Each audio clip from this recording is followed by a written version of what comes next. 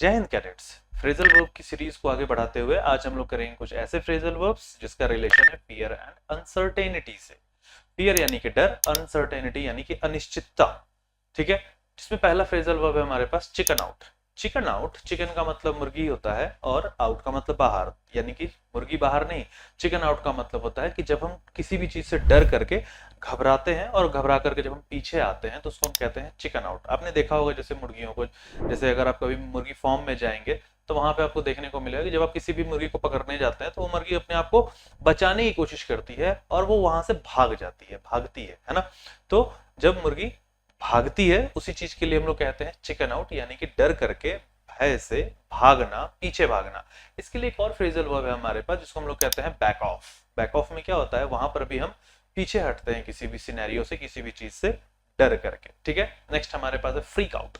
Freak out का मतलब क्या होता है, बहुत ही ज्यादा भयभीत हो जाना या फिर बहुत ही ज्यादा अपसेट होना। ठीक है, नेक्स्ट हमारे पास है स्ट्रेस आउट। स्ट्रेस आउट का मतलब बहुत ही ज्यादा वरी करना, बिकम वेरी वरीड।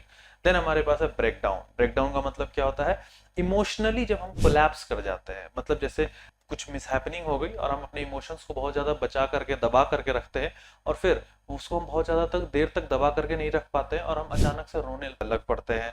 उस तरह की सिचुएशन को हम कहते हैं कोई ब्रेक डाउन हो गया है, मतलब इमोशनली कोलैप्स हुआ।